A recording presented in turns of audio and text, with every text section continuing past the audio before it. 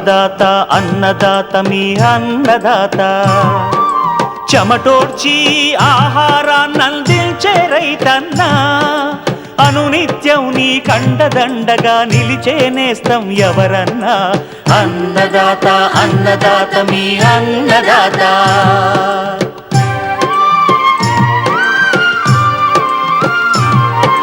నూతన రీతుల సాగుబడికి నూరింతలు పెరిగే దిగుబడికి సూచనలిచ్చే సస్య రక్షణకు పశు పోషణకి శాస్త్ర విజ్ఞానం అందించి ముందుకు నడిపే తెలుగు రైతు భారతదేశానికి మకుటం అయ్యేలా తీర్చిదిద్దే ఆశయంతో మిమ్ము మేలు కొలిపేది అన్నదాత అన్నదాత అన్నదాత మీ అన్నదాత అన్నదాత అన్నదాత మీ అన్నదాత. అన్నదాత ప్రేక్షకులకు నమస్కారం. ఈనాటి ముఖ్యాంశాలు. నెల్లూరు జిల్లాలో సాగవుతున్న ఉద్యాన పంటల్లో ప్రస్తుత వేసవిలో తీసుకోవాల్సిన జాగ్రత్తలు, సేంద్రియ వ్యవసాయానికి ఆసరాగా దేశీ గిరిజాతి పశువుల పెంపకం, కర్నూలు జిల్లా అదోని వ్యవసాయ మార్కెట్లో పెరిగిన ప్రతి ధరలు,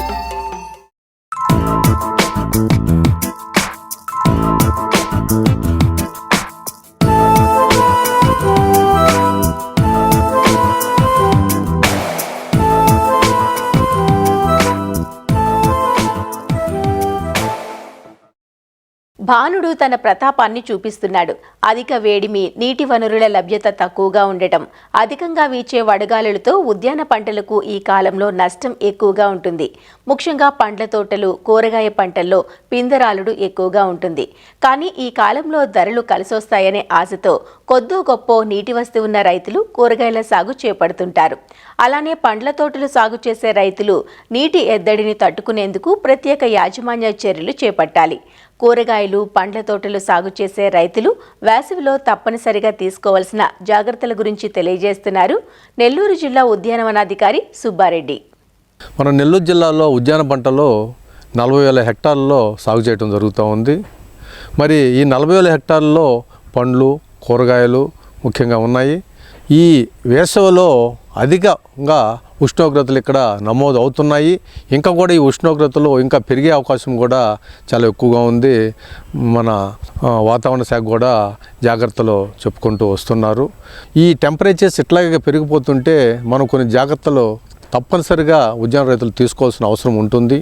మరి ఇందులో ముఖ్యంగా ఉద్యాన పంటల్లో వేసిన నేలల్లో సాయిల్ మాయిశ్చర్ కన్జర్వేషన్ అనే యాక్టివిటీని మనము చేయాల్సి ఉంటుంది. అంటే భూమిలో తేమని మనం కన్జర్వ్ చేసే కార్యక్రమాలు చేయాల్సి ఉంటుంది. అంటే ముఖ్యంగా ఈ మామిడి చెట్లు కానీ, నిమ్మ కానీ ఇవన్నీ కూడా సమ్మర్లో ఎక్కువ నీటి ఎద్దరు గురవుతాయి. కాబట్టి ఈ సాయిల్ మాయిశ్చర్ని మనం కన్జర్వ్ చేసేదానికి మినపొట్టు, పెసరపొట్టు లేక ఏరుశనగ ఆ కాయలు తీసేసిన తర్వాత వచ్చే ఆకులు, తర్వాత ఈ ఎండిపోయిన ఆకులు, ఇటువంటివన్నీ కూడా మనము పలు రకాలైన మన పండ్ల తోటల్లో కానీ మన పాదుల్లో వేసుకొని అన్నట్లయితే వారానికి 10 రోజులకు ఒకసారి నీరు కట్టినా కానీ అవి తేమ ఎక్కువ ఆరిపోకుండా సేవ్ కావటం జరుగుతుంటుంది. సాయిల్ కండిషనర్స్ అంటే దీన్ని హైడ్రోజెల్ కూడా అని అంటుంటాము. అంటే ఇది ఒక స్టార్చ్ బేస్డ్ వాటర్ అబ్జార్బెంట్ అనమాట. అంటే ఇది భూమిలో 5 నుంచి 7 కేజీల వరకు కానీ మనము 1 ఎకరాకు కానీ మన భూమిలో కానీ కలిపినట్లయితే ఇదేంటంటే మన నిమ్మపాది కానీ, మామిడిపాది కానీ, లేకపోతే కూరగాయలు కానీ మన భూమిలో నీళ్లు పెట్టినప్పుడు ఈ స్టార్చ్ బేస్డ్ అబ్జార్బెంట్ ఏంటంటే దాని బరువు కంటే 400 రెట్లు ఎక్కువ నీటిని అబ్జార్బ్ చేసి బరువు పెరుగుతుంది. సో ఈ సాయిల్ వాటర్ అబ్జార్బెంట్ ఏంటంటే మన భూమిలో కలిసిపోయేసి తర్వాత మనకు నీరు ఎప్పుడైతే మన వేరు వ్యవస్థకు అవసరమవుతుందో దీని ద్వారా అందించబట్టు జరుగుతుంది. అదేవిధంగా ఈ సమ్మర్ సీజన్లో కొన్ని కెమికల్స్ వాడి కూడా వాటర్ స్ట్రెస్ను కూడా మనము మెయింటైన్ చేయగలుగుతానికి అవకాశం ఉంటుంది. ఇందులో ముఖ్యంగా యూరియా ఒక 10 గ్రాముల యూరియాని 1 లీటర్ నీటిలో కలిపి మనము మన పండ్ల తోటలు కానీ కూరగాయలకు కానీ ఉద్యాన పంటలకు కానీ స్ప్రే చేసుకున్నట్లయితే ఈ వాటర్ స్ట్రెస్ని కొంచెము తప్పించుకోవడానికి అవకాశం ఉంది. అదేవిధంగా 13-0-45 అనే ఈ కెమికల్స్ని కూడా మనము కానీ 10 గ్రాములు 1 లీటర్ నీటిలో కలిపి చెట్లకు కానీ స్ప్రే చేసినట్లయితే ఈ వాటర్ స్ట్రెస్ని తగ్గించుకోవచ్చు. అదేవిధంగా లైమ్ సొల్యూషన్ స్ప్రే 10 గ్రాములు లైమ్ సున్నాన్ని 1 లీటర్ నీటిలో కలిపి మనం స్ప్రే చేసుకున్నట్లయితే మన వాటర్ స్ట్రెస్ను కూడా మొక్కకి తగ్గించడానికి చాలా ఉపయోగపడుతుంది. ప్రొటెక్టెడ్ కల్టివేషన్ అంటే డిపార్ట్మెంటు హార్టికల్చర్ ఈ షేడ్ నెట్ని బాగా 50% సబ్సిడీతో కూడా రైతులకి ఇవ్వటం జరుగుతుంది. మరి ఈ ప్రతికూల వాతావరణ పరిస్థితుల్లో మరి high value vegetables, high value flowers regular బయట ఓపెన్ ఏరియాలో వ్యవసాయం చేయడం కష్టం కాబట్టి ఈ షేడ్ నెట్లో కానీ మనము కానీ చేసినట్లయితే మంచి దిగుబడి వస్తుంది. అదేవిధంగా మంచి క్వాలిటీ కూడా వస్తుంది. కొన్ని ఫ్రూట్ కేర్ యాక్టివిటీస్ అంటే మ్యాంగోలో ఈ సమ్మర్లో ఈ ఫ్రూట్ కవర్స్ అనేది నిమ్మకాయ సైజులో మామిడి ఉన్నప్పుడు ఫ్రూట్ కవర్ వాడినట్లయితే దీన్ని డైరెక్ట్ సన్లైట్ నుంచి కూడాను ఫ్రూట్ని తప్పించడానికి అవకాశం ఉంది. అదేవిధంగా మామిడిలో కానీ జామలో కానీ ఈ ఫ్రూట్ కవర్స్ వాడిన దాని మూలంగా ఫ్రూట్ ఫ్లై అనే పురుగును కూడా మనము కంట్రోల్ చేయడానికి అవకాశం ఉంది. ఈ డైరెక్ట్ సన్లైట్ తప్పించుకోవడానికి బనానాలో కూడా బనానా స్లీవ్స్ అనే బనానా కవర్స్ కూడా మనము సూచనలు ఇస్తున్నాము. అదేవిధంగా డిపార్ట్మెంట్ నుంచి కూడాను ఈ ఫ్రూట్ కవర్స్కి ఫ్రూట్ కేర్ యాక్టివిటీ కింద 50% సబ్సిడీ కూడా ఇవ్వడం జరుగుతూ ఉంది. ఈ న్యాచురల్ ఫార్మింగ్ వారు కూడాను ఈ సాయిల్ టెంపరేచర్స్ తగ్గించడానికి ముఖ్యంగా సమ్మర్లో PMDS kits pre monsoon dry sowings కూడాను ఎంకరేజ్ చేస్తున్నాము. న్యాచురల్ ఫార్మింగ్ డిపార్ట్మెంట్ ద్వారా మేము కూడా ఉద్యాన శాఖ వారు కూడాను వారితో సప్లై చేసే pre monsoon dry sowings kits అంటే 22 నుంచి 24 రకాలైన విత్తనాలని అందులో లెగ్యుమినిస్ ఉంటాయి, సీరియల్స్ ఉంటాయి, అన్ని రకాల విత్తనాలు ఉంటాయి. ఇవి మన పండ్ల తోటల్లో వర్షం పడినప్పుడు కానీ లేక తేలికపాటి లైట్ ఇరిగేషన్ ఇచ్చేసేసి ఇవి చల్లి మనం కానీ ఒకవేళ దున్నేసినట్లయితే ఇవి పెరిగేసి సాయిల్నంతా కూడా కవర్ చేయడం జరుగుతుంది.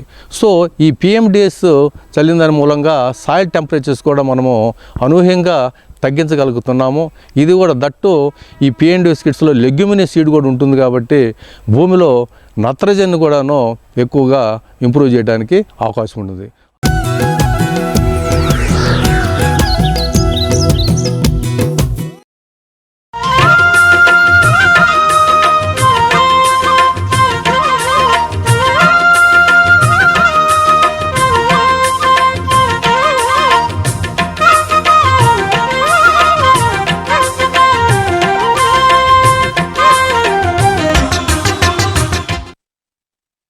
రసాయనిక ఎరువులు, పురుగు మందులతో వస్తున్న నష్టాలను చవిచూస్తున్న రైతులు చాలామంది సేంద్రియ సాగుకు మళ్లుతున్నారు.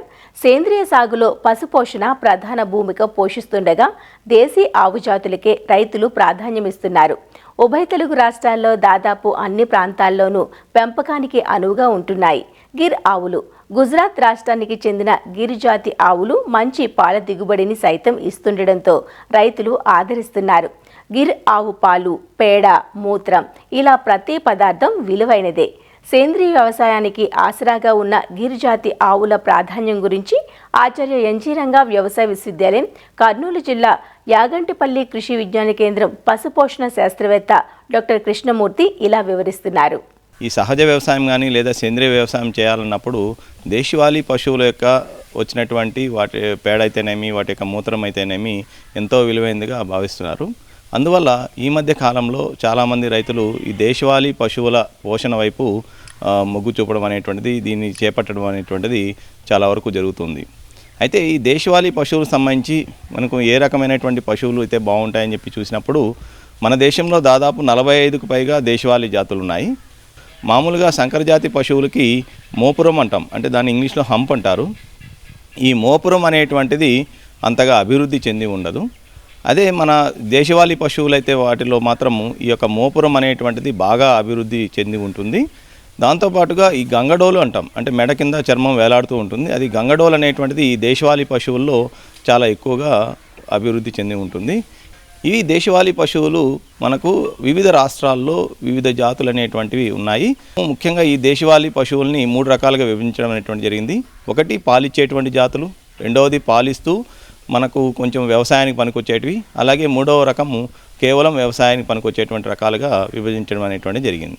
మనకు పాలిచ్చేటువంటి జాతుల్లో ముఖ్యంగా ఈ గిర్ అయితేనేమి, తర్వాత సాహివాల్ అయితేనేమి, తర్వాత తార్పార్కర్ అనేటువంటిది ఈ 3 జాతులు కూడాను చాలా ఎక్కువ ప్రాముఖ్యతను సంతరించుకోవడం అనేటువంటిది జరిగింది.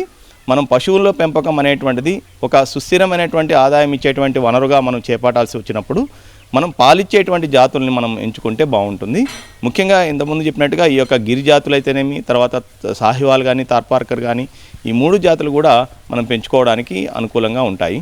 గిరిజాతి ఆవులు మనకు గుజరాత్ రాష్ట్రంలో మనకు లభిస్తాయి. వీటిల్లో శరీరం అనేటువంటిది విభిన్నంగా ఉంటుంది. ముఖ్యంగా చెవులు పొడవుగా ఉండడం, అలాగే కొమ్ములు వంకర తిరిగి ఉండడము, తర్వాత నుదురు అనేటువంటిది బాగా వెడల్పుగా ఉండడము, ఇటువంటి అంశాలు అనేటువంటిది మనం గిరిజాతిలో మనము చూడవచ్చు. ఈ యొక్క గిరిజాతి ఆవులు అనేటువంటివి చాలా అంటే స్నేహపూర్వకంగా ఉంటాయి. వీటి యొక్క యాజమాన్యం అనేటువంటిది చాలా సులభం. లూజ్ హౌస్ సిస్టంలో అంటే ఫ్రీగా మనం వదిలిపెట్టేసి వీటిని చాక్కోవడానికి అనుకూలంగా ఉంటాయి. ఇక్కడ మనము దేశవాళీ పశువుల్ని మనం తీసుకువచ్చినప్పుడు మనం ఏ జాతి కొనాలి అనేటువంటిది మనం ఆ ప్రదేశానికి వెళ్ళి కొంటేనే బాగుంటుంది. ఉదాహరణకి మనం గిరిజాతి కొనాలనుకున్నప్పుడు మనం గుజరాత్ రాష్ట్రంలోకి వెళ్ళి అక్కడ మనం రైతుల దగ్గర నుండి మనము చూసి ఏ పశువు అయితే మనకు ఆ యొక్క జాతి లక్షణాలు అయితేనేమి, లేక దాని పాల దిగుబడి అయితేనేమి, అన్నీ కూడా మనం చూసి కొనుగోలు చేయడం అనేటువంటి చాలా మంచిది. కానీ మనం ఈ మధ్య కాలంలో చాలామంది ఈ యొక్క బ్రోకర్లు, ఇటువంటి వాళ్ళు, వ్యాపారస్తులు మనకు ఇటువంటి దేశవాళీ పశువుల వ్యాపారం చేస్తున్నారు. సో అటువంటి వారి దగ్గర కొనుక్కునేటప్పుడు మాత్రం చాలా జాగ్రత్తలు తీసుకోవాల్సి ఉంటుంది. సో మనము తీసుకువచ్చిన తర్వాత వాటిని పెంపకం అనేటువంటి దానిలో ముఖ్యమైనటువంటిది వాటి కల్పించేటువంటి వసతి. సో ముఖ్యంగా మామూలుగా ఈ సంకరజాతి పశువుల మాదిరి కాకుండా పశువులను ఎప్పుడు కూడా కట్టేసి ఉంచకూడదు. అందువల్ల ఈ పశువుల పెంపకానికి మనము ఈ యొక్క లూజ్ హౌస్ పద్ధతి అంటారు. అంటే వాటిని ఎల్లవేళలా ఫ్రీగా అంటే మనకు స్వేచ్ఛగా తిరిగే విధంగా ఉంచాల్సి ఉంటుంది. ఎండ నుండి కానీ, తర్వాత చల్లగాలి నుండి, తర్వాత వాటిని కాపాడడానికి మనము షెడ్డుని నిర్మించుకోవాలి. ఆ షెడ్డులో మనకు వాటికి దానా తొట్లు, అలాగే నీళ్లు తాగడానికి నీటి తొట్లు ఏర్పాటు చేయాల్సి ఉంటుంది. ఇలా మనం స్వేచ్ఛగా అవి తిరుగుతున్నప్పుడు వాటికి కావాల్సినటువంటి ఆహారం ఎల్లవేళ లభిస్తుంటుంది. అలాగే కావాల్సినటువంటి నీరైతేనేమి, తర్వాత వాటికి కావాల్సినటువంటి వ్యాయామము, ఇవన్నీ కూడా ఉంటాయి. అంతేకాకుండా రాత్రి వేళల్లో అవి ఈ యొక్క దోమల బారి నుండి కానీ, తర్వాత వాటి నుండి కూడా ఫ్రీగా అంటే స్వేచ్ఛగా తిరుగుతాయి. కాబట్టి వాటి యొక్క ఆరోగ్యం కూడా చాలా బాగుంటుంది.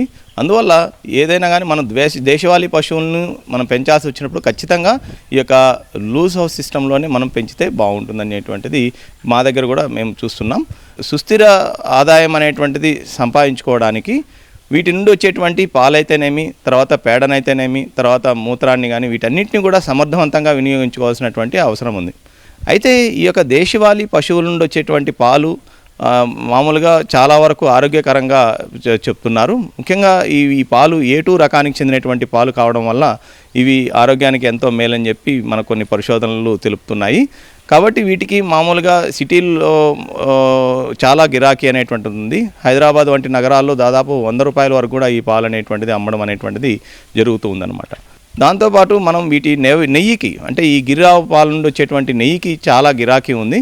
సో ఈ నెయ్యిని కూడా మనం దాదాపు 1 కిలో 1500 నుండి 2000 రూపాయల వరకు మార్కెట్లో అమ్మడం అనేటువంటి జరుగుతుంది. కాబట్టి వీటిని కూడాను మనకు వివిధ రకాలైనటువంటి సేంద్రియ ఉత్పత్తులు తయారు చేయడానికి ఈ నెయ్యిని ముఖ్యంగా ఈ పంచగవ్య అనేటువంటి పదార్థం తయారు చేయడానికి నెయ్యిని ఉపయోగిస్తారు.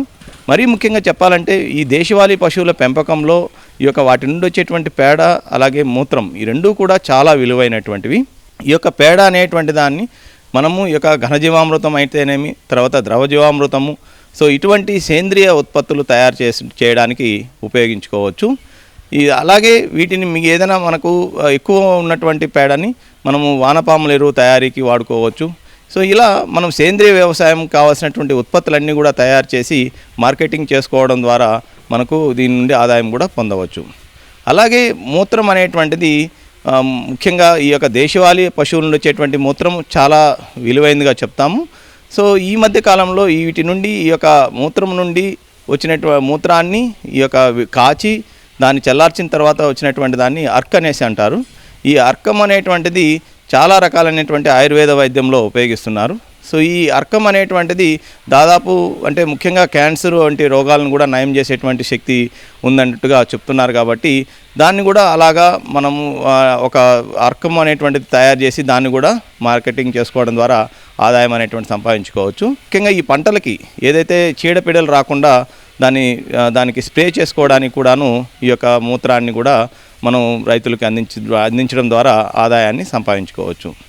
ఇవన్నిటితో పాటుగా ఏదైతే వీటి నుండి వచ్చేటువంటి మిగిలినటువంటి ఈ యొక్క షెడ్లు కడగడం ద్వారా అయితేనేమి, తర్వాత వీటి నుండి వచ్చేటువంటి మూత్రం అంటే మిగిలిన ఈ యొక్క మూత్రము పేడ ఇవన్నీ కూడాను వృధా కాకుండా వీటన్నిటిని కూడాను ఒక కుంటలో మనము కలెక్ట్ చేసుకొని దాన్ని మనం బయో యూరియా అంటాం, అటువంటిది కూడా తయారు చేసుకోవడానికి మనం ఉపయోగించుకోవచ్చు. ముఖ్యంగా ఏదైతే పశువుల కొట్టాల నుండి వచ్చేటువంటి వ్యర్థ పదార్థాలు ఉంటాయో వాటిని పశువులకు పక్కనే ఒక చిన్న ఒక 10 అడుగుల పొడవు అలాగే 5 అడుగుల వెడల్పు ఒక 5 అడుగుల లోతు గుంటను తవ్వి దానిలో మట్టిని మనము వేసి ఆ మట్టి వీలైతే ఇసుక ఒక 2:1 నిష్పత్తిలో వేసి ఈ షెడ్ నుండి వచ్చేటువంటి వ్యర్థ పదార్థాలన్నింటినీ కూడాను అందులోకి పారేటట్టుగా చేసినట్లయితే అదంతా కూడా అందులో ఉండేటువంటి పదార్థాలన్నీ కూడాను ఏదైతే పోషకాలు ఉంటాయో అవన్నీ కూడా ముఖ్యంగా నత్రజని అయితేనేమి భాస్వరము పొటాషియము ఇవన్నీ కూడా వాటిలో నిక్షిప్తమైపోతాయి. వీటితో పాటు ముఖ్యంగా చెప్పాలంటే ఈ యొక్క భూమికి ఏదైతే మనం జీవం అంటున్నాం, సో ఆ జీవాన్ని కలిగించేటువంటి బ్యాక్టీరియా ఏదైతే ఉందో అవన్నీ కూడా అందులో నిక్షిప్తమవుతాయి. కాబట్టి ఒక 2-3 నెలల పాటు అందులోకి ఊరినటువంటి ఆ యొక్క మట్టిని మనము బయో యూరియా అనేసి అంటారు. దాన్ని తీసుకుపోయి పొలానికి మనం వేయడం ద్వారా చాలా వరకు మనము ఈ యొక్క పొలం యొక్క సారాన్ని పెంచడానికి వీలవుతుందన్నమాట. సో ఈ విధంగా మనం ఏదైతే దేశీయ పశువుల పోషణ చేపట్టేటప్పుడు వాటి యొక్క జాతుల ఎంపిక అలాగే వాటి నుండి వచ్చేటువంటి వాటికి కావాల్సినటువంటి వసతిని నిర్మించుకుంటూ వాటికి కావాల్సినటువంటి ఆహారాన్ని ముఖ్యంగా పచ్చి మేతల్ని మనం వాటికి అందించాలి. సో ముఖ్యంగా ఈ పచ్చి మేతల్లో మనకు ఇప్పుడు ఈ యొక్క సూపర్ నేపియర్ అనేటువంటి రకం చాలా బాగుంది. ఈ యొక్క సూపర్ నేపియర్ రకంలో మనకు దాదాపు 15% వరకు మాంసకృతులు ఉన్నాయి. కాబట్టి ఇటువంటి పచ్చి మేతని మనము ప్రతిరోజు కూడాను 10 నుండి 15 కేజీలు ఒక్కొక్క పశువుకి అందించినట్లయితే పాల దిగుబడి బాగుంటుంది. దీంతో పాటుగా మనకు సంవత్సరం పొడవునా ఈ యొక్క ఎండు మేత అయినటువంటి వరిగడ్డ అయితేనేమి లేదా జొన్న చొప్ప వంటివి కనీసం 5 నుండి 7 కేజీల వరకు మనం అందించాల్సి ఉంటుంది. అలాగే దానా అనేటువంటిది ఖచ్చితంగా మనము పశువులకి ఈ యొక్క వాటి యొక్క బరువు అలాగే పాల ఉత్పత్తి అలాగే వాటిలో ఉండేటువంటి ఈ యొక్క వెన్న శాతము ఇన్నోవయిత అనేటువంటి అంశాల ఆధారంగా లెక్కించి మనం కానీ దానా అనేటువంటిది ఇచ్చినట్లయితే మనకు ఖచ్చితంగా దానా మీద పెట్టేటువంటి వ్యయం అనేటువంటి తగ్గుతుంది. దీనికోసము మనం శ్రీ వెంకటేశ్వర పశువైద్య విశ్వవిద్యాలయం వారు ఈ యొక్క ఆండ్రాయిడ్ అప్లికేషన్ కూడా ఒకటి రూపొందించడం అనేటువంటి జరిగింది. సో దాన్ని రేషన్ ఫార్ములేటర్ అంటారు. సో ఈ యొక్క రేషన్ ఫార్ములేటర్ అనేటువంటి ఈ యొక్క అప్లికేషన్ ద్వారా మనం కానీ ప్రతి పశువుకు కూడాను ఎంత ఆహారం ఇవ్వాలి, ముఖ్యంగా పచ్చిగడ్డి ఎంత ఇవ్వాలి, ఎండుగడ్డి ఎంత ఇవ్వాలి, దానా ఎంత ఇవ్వాలి అనేటువంటిది క్యాలిక్యులేట్ చేసి కానీ మనం లెక్కించి కానీ మనం కానీ పెట్టినట్లయితే మనకు ఈ యొక్క పశువులకు ఇచ్చేటువంటి ఈ యొక్క మేత ఖర్చు అనేటువంటిది చాలా వరకు మనం తగ్గించడంతో పాటు దానికి కావలసినటువంటి పోషకాలన్నీ అందించడం ద్వారా పాల ఉత్పత్తి కానీ వెన్న శాతం కానీ పెరగడం అనేటువంటిది మేము గమనించడం అనేటువంటి జరిగింది. ఈ విధంగా మనం పశువుకి కావలసినటువంటి పోషకాలన్నీ కూడా అందిస్తూ ముఖ్యంగా వాటి నుండి వచ్చేటువంటి పాలైతేనేమి తర్వాత పేడ మూత్రము అన్నిటిని కూడా సమర్థవంతంగానే ఉపయోగించుకోగలిగితే మనం ఖచ్చితంగా ఈ యొక్క దేశవాళీ పశువుల పోషణ ద్వారా మంచి ఆదాయాన్ని అనేటువంటిది పొందవచ్చు.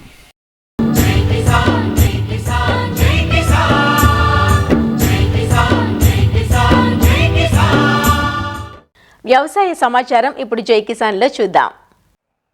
పశ్చిమ గోదావరి జిల్లా మారటేరు ప్రాంతీయ వ్యవసాయ పరిశోధనా స్థానంలో గోదావరి మండల పరిశోధన మరియు విస్తరణ మండలి సమావేశం జరిగింది. 2 రోజుల పాటు జరిగిన సమావేశానికి పలు పంటల ప్రధాన శాస్త్రవేత్తలు, అనుబంధ శాఖల అధికారులు, అభ్యుదయ రైతులు అధిక సంఖ్యలో హాజరయ్యారు. పంటల సాగులో క్షేత్రస్థాయి పరిస్థితులకు అనుగుణంగా పరిశోధన మరియు విస్తరణ కార్యాచరణ ప్రణాళిక రూపొందించనున్నట్లు అధికారులు వివరించారు. సమావేశం సందర్భంగా మారుటేరు నుంచి విడుదలైన నూతన వరి రకాలను రైతులకు పరిచయం చేశారు.